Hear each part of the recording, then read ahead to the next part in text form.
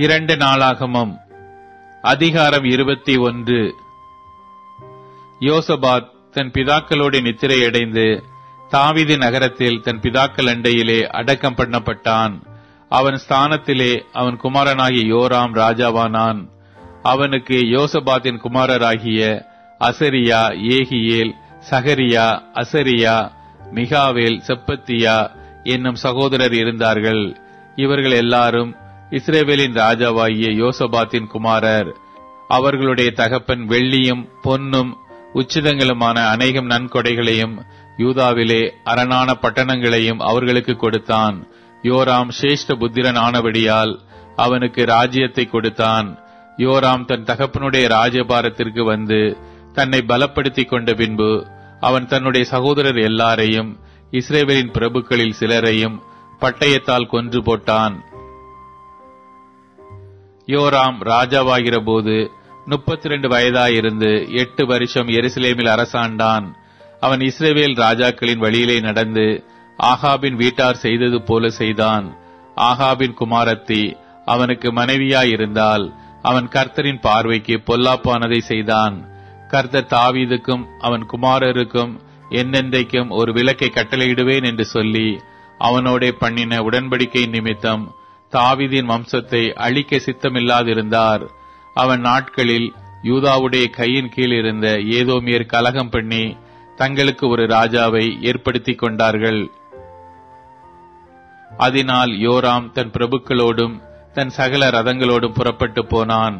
அவன் ராத்திரியில் எழுந்திருந்து தன்னை வளைந்து கொண்ட ஏதோமியரையும் ரதங்களின் தலைவரையும் முறியடித்தான்.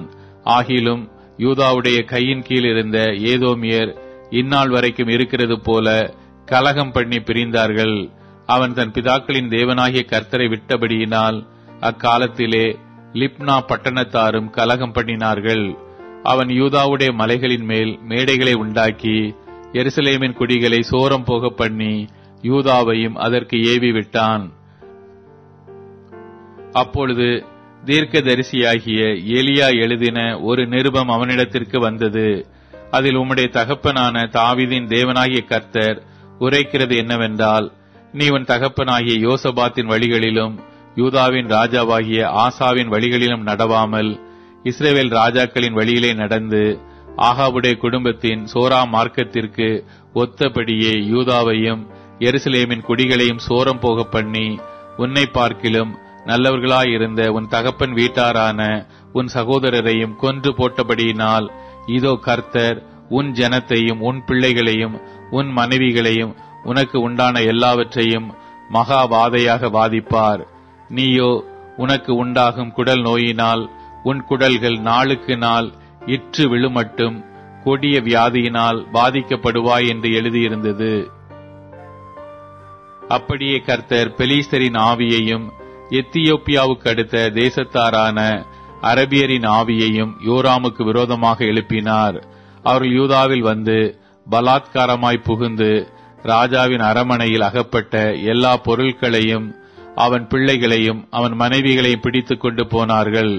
யோவாகாஸ் என்னும் அவன் குமாரரில் இளையவனை அல்லாமலும் ஒரு குமாரனும் அவனுக்கு மீதியாக வைக்கப்படவில்லை.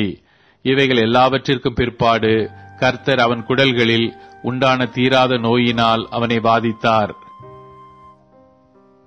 அப்படி நாளுக்கு நாள் இருந்து 2 வருஷம் முடிகிற காலத்தில் அவனுக்கு உண்டான நோயினால் அவன் குடல்கள் சரிந்து கொடிய வியாதியினால் செத்து போனான்.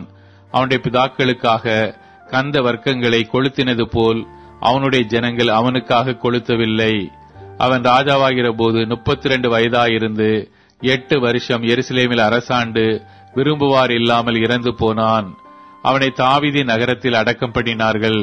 ஆனாலும் ராஜாக்களின் கல்லறைகளில் அவனை வைக்கவில்லை.